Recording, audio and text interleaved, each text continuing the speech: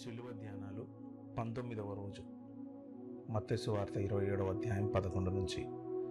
రాజ్యాల ప్రతినిధులు, అధికారం, ఆశ్చర్యం. యేసు అధిపతి ఎదుట నిలిచెను. అప్పుడు అధిపతి, యూదుల రాజువు నీవేనా అని ఆయన అడగగా, యేసు అతనిని చూచి నీవన్నట్టే అనెను. ప్రధాన యాజకులను, పెద్దలను ఆయన మీద నేరము మోపినప్పుడు ఆయన ప్రత్యుత్తరం ఏమీ ఇవ్వలేదు. కాబట్టి పిలాతు, నీ మీద వీరెన్ని నేరములు మోపుచున్నారో నీవు వినలేదా అని ఆయనను అడిగాను. అయితే ఆయన ఒక మాటకైనను అతనికి ఉత్తరం ఇవ్వలేదు. కనుక అధిపతి మిక్కిలి ఆశ్చర్యపడెను. ఇక్కడ దేవుని రాజ్యము యొక్క ప్రతినిధిగా యేసు, మత ప్రతినిధులుగా ప్రధాన యాజకుడు మరియు రోమా సంస్కృతికి, రోమా సామ్రాజ్యానికి ప్రతినిధిగా పిలాతు నిలబడి ఉన్నారు. ప్రధాన యాజకులు మరియు పెద్దలు ఆయన మీద నేరము మోపుతూ ఉంటే ఆయన వారిని బేఖాతరు చేశాడు. ఇప్పుడు ఈ లోక మర్యాదకు సంబంధించిన అత్యధిక శక్తివంతమైనటువంటి రాజ్యం, ఆ రోజుల్లో ప్రపంచాన్ని ఏలుతున్నటువంటి రోమా సామ్రాజ్యం, ఆ రోమా సామ్రాజ్య అధిపతి ప్రతినిధిగా ఉన్నటువంటి వ్యక్తి పిలాతు. అధిపతి అయిన కైసరుకు ప్రతినిధి పిలాతు. ఆ పిలాతు ఎదుట యేసు నిలబడుకొని ఉన్నాడు. యేసు ఆ అధిపతి ఎదుట నిలిచి అతనిని అధిపతిగానే గుర్తిస్తున్నాడు. ఈ లోక మర్యాదలో ఆయనకి ఇవ్వబడినటువంటి అధికారమును గుర్తిస్తున్నాడు. కానీ యేసుక్రీస్తు తనకున్న అధికారాన్ని కూడా చాటి చెబుతున్నాడు. అప్పుడు అధిపతి, యూదుల రాజువు నీవేనా అని అంటే, అవును నీవన్నట్టే. యేసు అతనిని చూచి నీవన్నట్టే అనెను. కళ్ళు దాచుకోవట్లేదు, ముఖం చాటేయటం లేదు. ఆయనను సూటిగా చూసి మరీ చెప్తున్నాడు. ఇది యేసుక్రీస్తు ఆ మనిషికి ఆశ్చర్యం కలిగించే విధంగా చేసినటువంటి ఆయన యొక్క బిహేవియర్. అధికారం అన్నది పిలాతుకు సంబంధించింది. కానీ యేసు ఆ పిలాతును అధికారిగా గుర్తిస్తూనే తనకున్న అధికారాన్ని, తన రాజ్య అధికారాన్ని కూడా చాటి చెప్తున్నాడు. శిలువ మార్గంలో శిలువను గురించినటువంటి ధ్యానంలో మనం నేర్చుకోవాల్సినటువంటి ఒక ప్రధానమైన అంశం, సాటి మనిషి మనకంటే గొప్పవాడు, మనకంటే తక్కువవాడు అని ఆలోచించకుండా ప్రతి మనిషికి తమకున్నటువంటి అధికారాన్ని మనం గుర్తించగలగాలి, తమకున్నటువంటి హక్కులను మనం గుర్తించగలగాలి. అంత మాత్రమే కాదు, సాటి మనిషి మన పట్ల చూపుతూ ఉన్నటువంటి జాలి అయినా, కరుణ అయినా, దయ అయినా, సమానత్వమైన, ఒక్కోసారి మనపైన అధిగమించాలన్నటువంటి కోరికైనా ఏదైనా సరే మనకు కనిపించినప్పుడు వెంటనే ప్రతిస్పందించి ప్రతిక్రియ రూపంగా మన గొప్పతనాన్ని, మన బలాన్ని చాటనవసరం లేదు. ప్రభు అయిన యేసుక్రీస్తు చూపిస్తున్నటువంటి తన వైఖరి ఇక్కడ అదే. తొందరపడి దేనికి ఆయన స్పందించటం లేదు.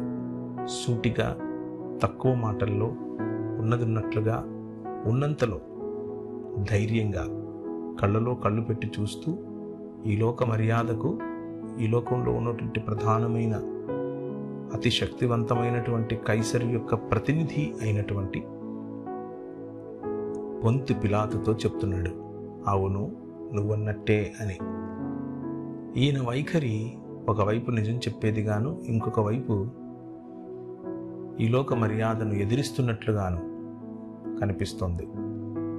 కానీ ఆ ఎదిరింపులో ఎక్కడ వైలెన్స్ లేదు, ఆ ఎదిరింపులో ఎక్కడ బేఖాతరు, లేకపోతే ఎక్కడ దూషణ, ఎక్కడ నిందాకరమైన మాటలు కనిపించట్లేదు. పొదుపుగా ఎంత మాట్లాడాలో అంతే యేసుక్రీస్తు మాట్లాడుతున్నట్లుగా కనిపిస్తోంది. శిలువ మార్గంలో విస్తారమైన మాటలు ఉండవు. శిలువ మార్గంలో విస్తారమైనటువంటి సంభాషణలు ఉండవు. శిలువ మార్గంలో సామాన్యమైన, సాధారణమైన, పెద్దగా మిగిలిన ఆలోచనలను ఆకర్షించే విధంగా కాకుండా మానవ విలువలను కలిగినటువంటి పొదుపైన మాటకారితనం, పొదుపైన మాటలు ఉండాలి. అది శిలువ మార్గం. పిలాతు అడుగుతున్నాడు, నీ మీద వీరెన్ని నేరములు మోపుచున్నారో నీవు వినలేదా? అయితే ఆయన ఒక్క మాటకు కూడా అతనికి ఉత్తరం ఇవ్వటం లేదు. తలదించుకుని నిలబడుకుని ఉన్నాడా? నో, అతనిని చూచి నీవన్నట్టే అంటున్నాడు. బహుశా ఒకవేళ ఆయన ఇటు అటు నడుస్తూ ఉంటే యేసు ఆయనను ఇటు అటు నడిచే పిలాతును చూస్తున్నాడు. బహుశా యేసు యొక్క వైఖరి, ఆయన సమాధానం అడిగితే నేను నిన్ను విడిచిపెట్టగలను అని పిలాతు అనుకుంటూ ఉంటే ఒక్క ప్రశ్నకు కూడా ఆయన ఉత్తరం ఇవ్వనటువంటి పరిస్థితి కనిపిస్తుంది. కాబట్టి అధిపతికి మిక్కిలి ఆశ్చర్యం కలిగింది. రాజ్యాల ప్రతినిధులు ఒకరితో ఒకరు నిలబడుకొని మాట్లాడుకుంటూ ఉన్నప్పుడు నీవే విధంగా నాకు సహాయం, నేనే విధంగా నీకు సహాయం, నువ్వే విధంగా నాకు ఉపయోగపడతావు, నేనే విధంగా నీకు ఉపయోగపడగలను అన్నటువంటి వైఖరి కనిపిస్తుంది. కానీ ఇక్కడ దేవుని రాజ్య వైఖరి అది కాదు.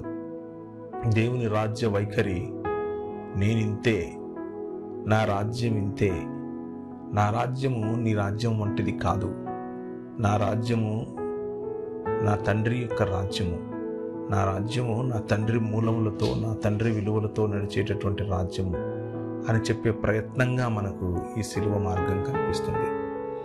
శిలువ మార్గం ఏ రాజ్యములనైతే మనం ఎదిరిస్తున్నామో వారిని సైతం ప్రేమించే రాజ్యం. ఏ రాజ్యములనైతే మనం విడిచిపెట్టాలని కోరుకుంటున్నామో అంధకార సంబంధమైన దురాత్మ సమూహములకు చిక్కి ఉన్నటువంటి ప్రతి రాజ్యములను ప్రేమించటం శిలువ మార్గం, శిలువ దర్శనం అదే. కనుకనే ఆయన పిలాతు ఎదుట పిలాతుకిచ్చే గౌరవం ఇస్తూనే తనకు మాత్రమే చెందినటువంటి సార్వభౌమాధికారాన్ని సైతం ప్రశ్నలకు సమాధానం చెప్పకుండా ఉన్నది ఉన్నట్లుగా నువ్వన్నట్లే అని చెబుతూ పొదుపైన మాటలతో తనను తాను నిరూపించుకునేటటువంటి ఆ క్రమంలో ఈ లోక మర్యాదకు ప్రతినిధి అయినటువంటి పొంతి పిలాతుకు ఆశ్చర్యం కలిగించేటటువంటి పని చేశాడు ప్రభువైన యేసుక్రీస్తు. మనము ఒకవేళ ఉపవసించాలి అని అనుకుంటే ఉపవసించాల్సినటువంటి ప్రధానమైనటువంటి అంశం విస్తారమైనటువంటి మాటలు. విస్తారమైన మాటలను మనం ఉపవసించాలి.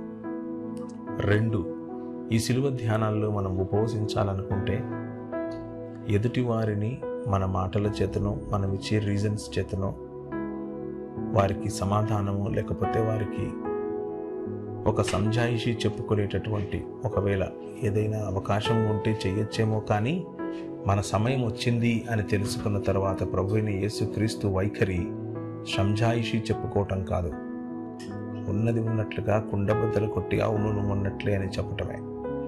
శిలువ మార్గంలో కాంప్రమైజ్ లేదు. శిలువ మార్గంలో నాగటిపై చేయి వేసి వెనుకకు తిరగటం ఉండకూడదు. శిలువ మార్గంలో ఉన్నది ఉన్నట్లు, లేనిది లేనట్లు స్పష్టంగా చెప్పగలగాలి.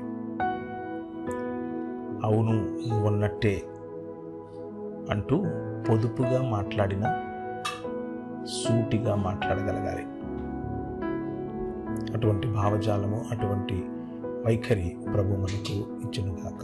కృప కలిగిన తండ్రి, మా జీవితాలలో కావలసినటువంటి శిలువకు సంబంధించినటువంటి విలువలు మేము నేర్చుకున్నట్లు, ఆ విలువలలో మేము బ్రతుకున్నట్లు సహాయం చేయమని యేసు నామములో